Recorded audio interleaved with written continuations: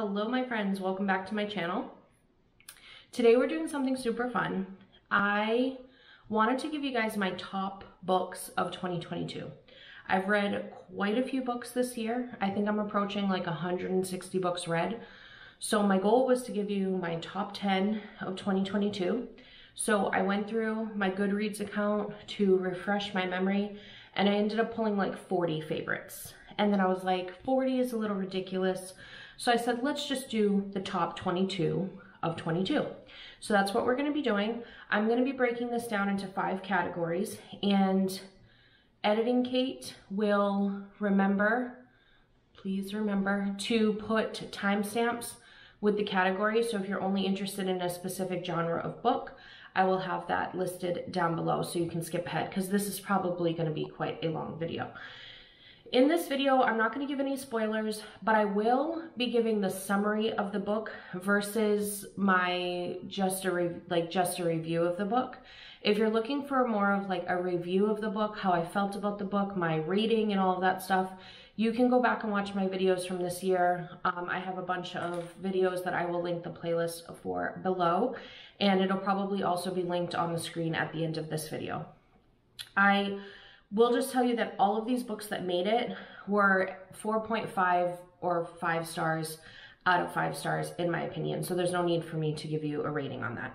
So instead I'm going to be giving you a summary. I don't normally do that, but I just thought that since these were my favorites, you could kind of listen to the summary, see if it's something that interests you, and then read them. I'm going to be giving 5 different categories.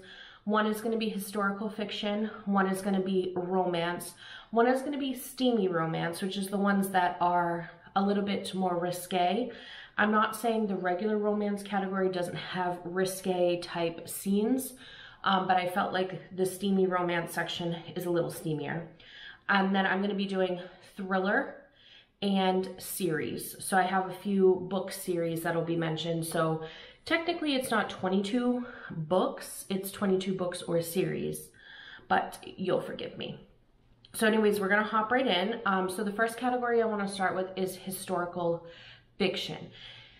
And probably my favorite book of this year, and the top book that I would recommend if somebody was looking for a historical fiction of all of the books I've read in my life, would be The Nightingale by Kristen Hanna.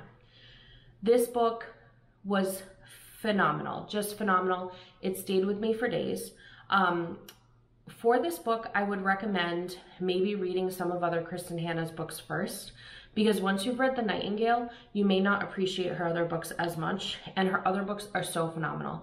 So The Nightingale is set in World War II, and basically it's a story about 2 sisters, and they're having to use their own strengths to help the war efforts and help their country in unique ways. Obviously, during World War II, women were incredibly underestimated. So this story is about women who were flying under the radar and doing these phenomenally courageous things.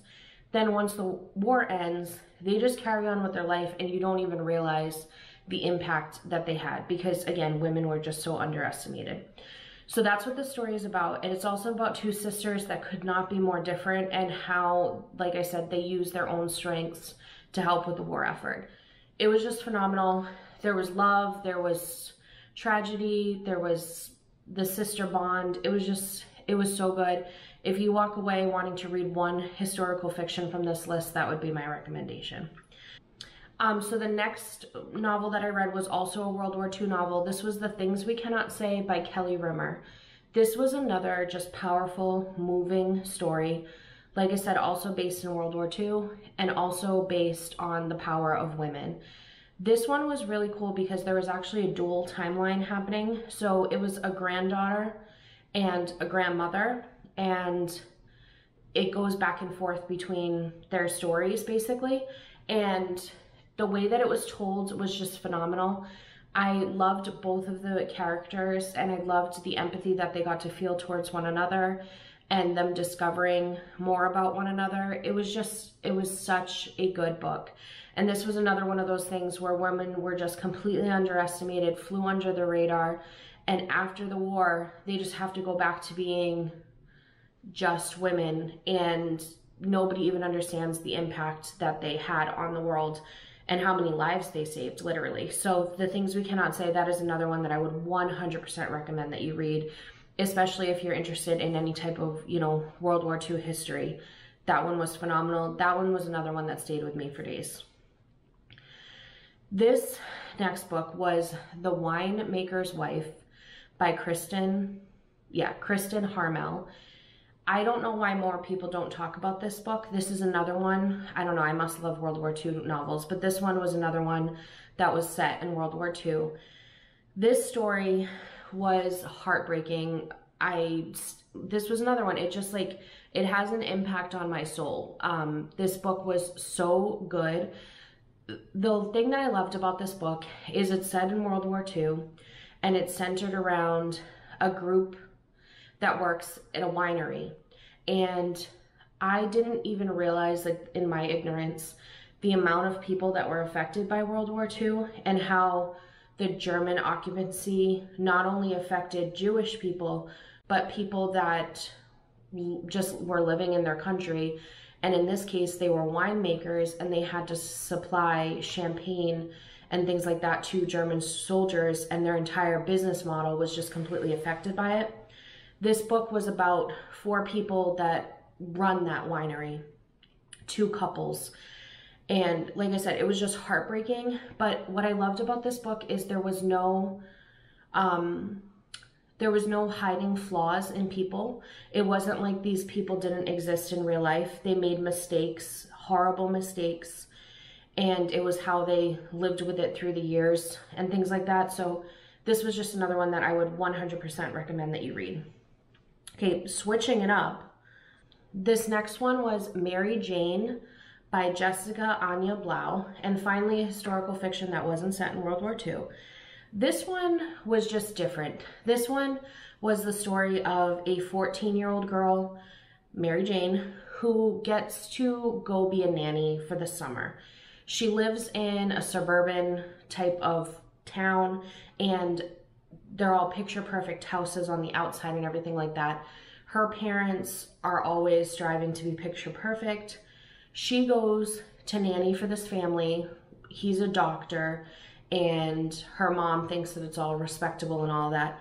She ends up going in, and they're a very untraditional family. It's set in the 70s, and the doctor is actually like a psychologist or a psychiatrist, I can't remember which, and he counsels rock stars. So Mary Jane gets to kind of get introduced to this whole other world of like sex, drugs, rock and roll. And it's just, the story was so beautiful. It's a 14-year-old girl, so when you like go into it, you're thinking it's going to be kind of juvenile, but the 14-year-old girl, she was just so mature for her age, but it wasn't unbelievable mature. It was more just like she was open-minded. She was naive in the perfect way. And it was just such a touching story. So it's all about Mary Jane and how she kind of starts to blossom and learn a little bit more about life. It was just one of those stories that was just enjoyable. There was moments where I was crying, of course, but it just was a touching story. It was just really adorable. So if you need something that you're like, I want to read a historical fiction, but I want it to be on the lighter side, that would be my recommendation for you. Mary Jane by Jessica Anya Blau. Okay, so for the next one, we have Forest of Vanishing Stars by Kristen Harmel. This is another World War II, surprise, surprise. But this one is different than any book that I've ever read in my life. This book is the story of a young girl. I want to say she's maybe 15 or 16. And she had been abducted by her family, and she was raised by the person who abducted her. And she lives in the woods, and she basically has this magical connection with the woods. So the story is about her, and basically it's like a coming of age story. And like I said, it's set during World War II. So she basically uses her knowledge of the woods to aid people that are fleeing German occupancy. Like I said, it was just different from anything I've ever read. It was magical. There was just this sense of fantasy that's kind of weaved into the story. The main character was just phenomenal. The amount of growth that you have, well, the amount of growth you get from her when you're reading this story is just amazing. There's a lot of heartbreak that happens. There's a lot of her being naive and going into situations because she's, you know, she was raised by one person out in the woods for her entire life. And so there's a lot of like her understanding people better in this story, and it was just so balanced and so well done. So I would definitely recommend, if you're looking for something different, and it's like, I don't know how more people don't talk about that book. It was just out of this world, you know? It was just, there was something special about that book, so I would definitely recommend that one. Okay, so next up we're going to be going into the romance category. Okay, so this next book was my top romance for the year, but it was also the one that broke my heart the most, which was It Ends With Us by Colleen Hoover. This one, I said in my video when I did my like monthly roundup, I don't want to contribute to the hype of this book, but I can't help it. I'm like one of those that doesn't want to read if books have too much hype, but this one, the hype is worth it. I would recommend that if you have any trauma in your past, especially around abuse or anything like that, I would recommend that you read the summary before diving into this, or if you are triggered easily, I would recommend just skipping this book altogether. But basically, this is a story about Lily, and she had grown up in a small town in Maine, and she had a difficult relationship with her father, and then because of the difficult relationship with her father, she also was a little bit reserved with her mother. She ends up moving to Boston, and she meets a up-and-coming neurosurgeon. And at first in the story, it's just kind of about them meeting each other, and it takes about a year before they actually, you know, get to know each other. It also flashes back, so it's kind of like a dual timeline, to when she was a teenager having the hard time with her father, and then a boy that she was in love with when she was a teenager. So it kind of flashes back and forth between the present day dude that she's dating and then her high school self. I can't really like get more into details without giving spoilers, but basically this is a story about Lily and then the trials that she has to go through with her relationships with her dad, with the high school boyfriend, and with the present day beau of hers. She also is a small business owner, and so it was really cool to read about her small business that she owned and how her and a new friend that she made kind of built this business up from nothing. So that was really fun. This was just such a good book, but like I said, proceed with caution because it was a heavy book. Heavy book. The next book in the romance category was Broken French by Tasha Boyd. Now this one I didn't put in the steamy romance category, but you could possibly consider it a steamy romance. So just, you know, proceed with caution because there are some graphic scenes in the book. But this one was basically about a girl who's an architect, and she ends up leaving her job. When she leaves her job, she goes home to her roommate, who actually runs a nanny agency, and her friend needs a nanny to go escape on a yacht in the south of France for 6 weeks or something like that with a billionaire. So her friend that runs a nanny company runs a very exclusive nanny agency where they sign NDAs and all that good stuff, and you have to be very trustworthy to work there. Well, the single dad, the billionaire, he has had a hard time keeping nannies. So the friend has no choice but to ask the friend that just left her job if she would consider doing it. So after a little back and forth, she decides to go ahead and go for it. So she moves onto the yacht with the family, and it's the billionaire dad and then his daughter, who I want to say is maybe like 10-ish, something like that. Like, she's not like a little kid, but she's not like a teenager. So she's like somewhere in the middle.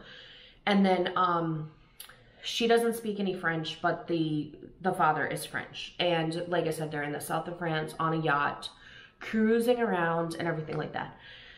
This book, I was thinking was just kind of gonna be one of those like employer to lover type books, but it ends up like hitting you with a lot of stuff. Like a lot of like heavy stuff comes in. There's like a sense of adventure in the book. There's some crime that's going on in the background. There's like family secrets. Like there's just a lot going on. So it ended up being like way more than I bargained for, and I was there for it. The only thing I didn't love is that the main female, like I said, she's an architect. So when she goes around meeting people as a nanny, they're kind of like looking down on her. And then as soon as she says that she's an architect, all of a sudden she's interesting. And so that part kind of bothered me.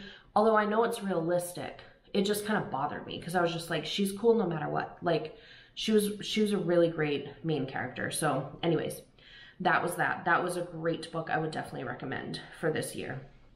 Okay, the next one. This has to be one of my favorite books that I've read, and it's so funny because it's just like a really basic book. There's nothing crazy about it, but it's The Unhoneymooners by Christina Lauren, and Christina Lauren is actually a writing duo, and this book was just hilarious. It was an enemies to lovers situation, and the banter between the two of them was just so funny. Basically what happens is the main character, her twin sister, just got married, and at the wedding, her sister comes down with food poisoning. Her sister was on a budget for this wedding, so she had applied for a bunch of giveaways and things like that, and one of the giveaways she won was a honeymoon to Maui, but she has to attend or she has to like pay back part of the prize. So because she comes down with the food poisoning, she convinces her twin sister, because they're twins, to impersonate her on the trip and go to Maui. But she needs a husband. So they convince the best man to go along with her, but they hate each other. They've always hated each other. And the reason why they hate each other is because the main female, I think her name was Olive. Yeah, Olive. Olive overheard the guy, and I can't remember his name, Ethan. She overheard Ethan saying something about her weight or making a comment about her eating something or something like that. And she was upset because she's like a curvy lady and he's like this. Sorry about that. My SD card died, or not my SD card died. My SD card was full, so I had to switch that out. So anyways, Olive and Ethan have a history. They don't like each other. They have to go on this honeymoon together, pretend like they're in love. I just felt like it just went with a different pace than most enemies to lovers books, and it was just like outrageously hilarious. There are really steamy scenes, so just proceed with caution there. Okay, so the next one was 28 Summers by Ellen Hilderbrand, and everybody really loves Ellen Hilderbrand, and she's a solid, you know, she's a solid person to me. Like, I mean, solid writer to me, but I never like, I'm not like obsessed with her like other people are. But 28 Summers is a story about this couple. Well, they're not really a couple. These two friends over the series of 28 Summers. And it was just really cool because it flashed back and forth between current day and previous. And it was just a really good love story. There was a, almost like an American history element to it because the male in it is actually married to someone who's on track to be the next president of the United States. So it was kind of like a peek into politics and things like that without getting like too political or anything. It just kind of gave me like an American history vibe, like a JFK type situation. It's based in Nantucket, so there's like rich people drama, stuff like that. So that was a really good one. The next one was Things We Never Got Over by Lucy Score. This book was just entertainment. There's a lot of heavy parts of it, but it wasn't too heavy where I didn't get to enjoy the book. I just got to feel all the emotions. But basically, it's a story about this female who goes into a small town because her twin sister calls her and asks her to meet her at like a coffee shop. She shows up and her sister steals her car and all of her money, and she's like left stranded in this small town, and she finds out that she has a niece that she never knew about. So she ends up having to take care of the niece because there's nobody else, and she's trying to figure out what the heck is going on with her sister. In the meantime, there's this guy who lives there who they keep kind of having run-ins with each other and not good run-ins. And he's like silently trying to help her, but also he's being a jerk about it. So it's kind of a story about not only, like, it's got a cutesy love story, but it's also about finding out what's going on with the sister, and there's like a little bit of a crime element to it. So it ends up being like way more than you bargained for, and I just thought it was excellently done. The writing style was just good. There was laughter, there was crying, there was just all the things happening with me. Okay, so the next category is going to be steamy romance. Okay, so the next one. This one was also by Lucy Score, and this one was called The Worst Best Man. This one I put in the steamy romance category, even though her other book was in the not steamy, but anyways. This one was just pure chaos. So basically this is a story about a maid of honor who goes to her best friend's destination wedding, and her and the best man cannot stand each other, but they have like that sexual chemistry going on and all of that stuff. When they're in the destination wedding, there's like family secrets going on, and the groom ends up getting abducted. So first they're dealing with all that. Then they all come back from the wedding, and then there's kind of just like this like chase that's going on between the maid of honor and the best friend. There's family stuff happening and all of this good stuff. So it was just kind of like chaos. It kind of gave me like a mafia vibe. So if you're like looking for something like that, this would be a good one for you. It was just hilarious. The next one was The Hating Game by Sally Thorne. This one was actually also turned into a movie. I watched the movie and I thought the movie was really well done. I watched the movie after reading the book too, so you know, that's a lot to say. But this one is basically about two assistants that work at a publishing company. I want to say it was a publishing company. And basically what happened is a publishing company had merged with another one. So there's like two CEOs, and then these are the two assistants to the CEOs. The CEOs are constantly butting heads, so the two assistants are constantly butting heads, and they just hate each other anyway. And so then it just kind of like goes on to be like a little bit of a back and forth, and there's like enemy banter and things like that, but there's like an underlying attraction, and then they end up like having to do favors for one another and all of that good stuff. It was just a really cute book, really well done, would definitely recommend. Okay, so the next one is The Roommate by Rosie Danan. Hopefully I'm saying that last name correct. This one was adorable. So this one is a story about Clara, who's kind of like a socialite. I want to say she was from either New York or Connecticut, and she ends up moving to LA because her crush from her childhood lives in LA and is in like a band, and he offers her a room to stay in while she kind of settles in LA. So she gives up her entire life, moves to LA, and then when she gets there, the guy announces that he's going to be on tour and that he rented out his master bedroom to somebody else. That somebody else happens to be an adult film star. So she's living with an adult film star. He is very like, how could I say? He's like, I don't want to say raunchy, that's not the right word. He's just very no filter, and Clara is very buttoned up socialite, hasn't experienced much of the world, a little bit entitled and all that good stuff. So they're like perfect opposites from one another. And so Clara gets a little bit of a peek into the adult film industry world and realizes that some of her talents can kind of be applied to helping him get out of a bad situation in the adult film world. On top of that, Clara is also interning at her aunt's PR firm and is working for a local politician. So this story, although there is like the underlying love story, there's a chemistry between the roommates, of course, I just loved the social justice element of it and just kind of like the creative solutions that the author comes up with for Clara, and I think his name was Josh. Yeah, Josh. For Clara and Josh to take on the problem that they're experiencing. I just felt like it was refreshing. It was really, really cute. And then the last one was The Summer Proposal by Vi Keeland. I never know if that's the correct name.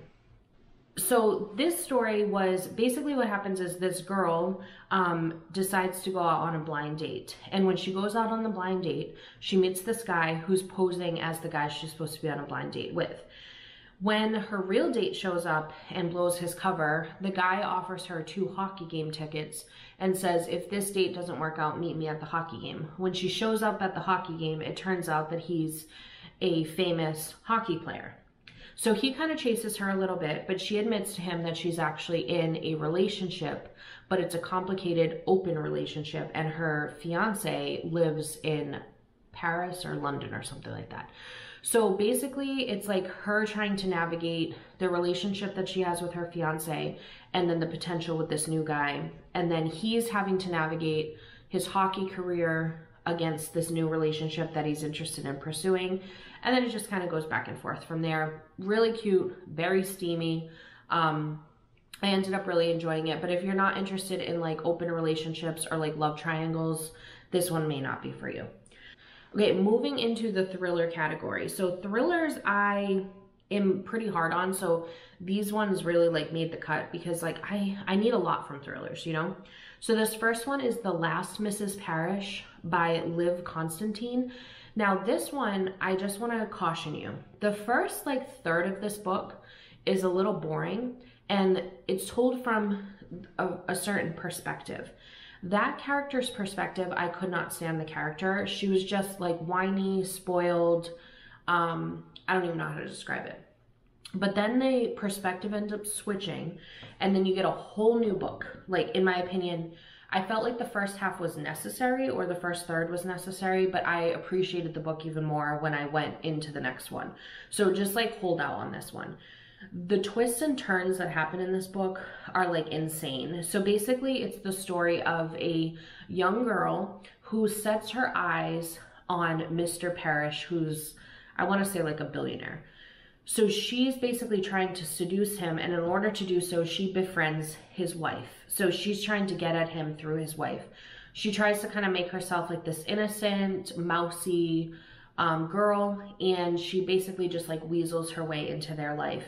And then it's kind of like Mrs. Parrish, the wife's response to the girl who's trying to be a homewrecker, basically. But it's like a psychological thriller. The next one was The Silent Patient by Alex Michaelides. I'm not really sure. Some type of this is some type of a Greek last name. Sorry about that. So this book, this one somebody does die. So basically what happens is a husband is killed and his wife is put into like a mental facility and she hasn't spoken. So they keep having all of these psychologists come and try to get her to talk, to say what happened that night.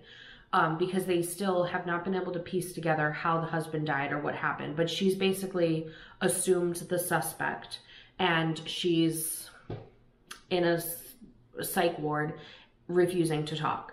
So there's this man, his name is Theo, and he's a psychologist and he's fascinated by her story, and he decides that he's going to be the one to basically break her and get her to talk. So he starts visiting her little by little, and he starts like piecing together the mystery of what happened that night. So just a total psychological thriller. The twists and turns are insane. I didn't see the ending coming, and that's a lot to say for me because I watched a lot of Criminal Minds. Okay, so it was just really well done. The next one was Behind Closed Doors by B.A. Paris, and this one, another psychological thriller. This one I would caution you if you have any history of abuse of any form, psychological, physical, anything like that. Just proceed with caution. This is the story of a picture-perfect husband and wife. And basically, it's so hard to say without spoilers, but basically it's told mostly from the wife's perspective, or I think it's told all from the wife's perspective, and it kind of flips back and forth between present day and back when the situation was happening. Basically, she marries this man, she thinks he's perfect, and then it turns out that he is trying to take her prisoner in his house because he wants access to her sister that has Down syndrome, because he wants to be able to control somebody and feels that somebody with Down syndrome would be the perfect victim. And he knows that he can control the sister because the love that she has for her sister would keep her in a controllable state so he can, I don't know how to explain it, but you know what I'm getting with. So it basically just goes all through the things that he puts her through and her response to the situation and all of that stuff. Just such a good book.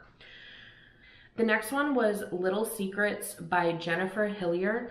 This one I would caution you if you are a parent, and because it does deal with a child abduction. So if that's gonna break your heart, then I would recommend steering clear.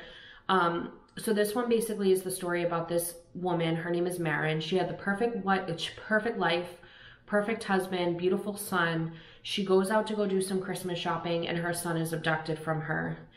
It then flash forwards a year later, and basically she's like an empty shell. She still hasn't found her son. Her husband and her are completely disconnected, and then she starts to get clues as to what could have happened to her son, and she starts to suspect that her husband might be involved. So she ends up having a private investigator, and the private investigator is like staying on for like pennies to try and solve this crime because she just feels so awful about everything. Just total psychological suspense. I didn't see the ending coming. It was really, really good. So, but like I said, it does deal with child abduction. So if that's not something you're trying to deal with, don't blame ya. The next one was Local Woman Missing by Mary Kubica. This is a story about a woman and her daughter that go missing. And then her husband is kind of left in the aftermath. He goes from being like a suspect to being a husband who's convinced that his wife didn't kill herself. And like, he's just dealing with all of these like rumors, but never actually gets closure on what happens. So the wife and the daughter go missing. Him and his son are basically left in the aftermath, and he's trying to figure everything out. As he's trying to figure everything out, he's realizing there's connections to another woman that had gone missing, and he's trying to figure out how his wife, you know, pieces into this situation.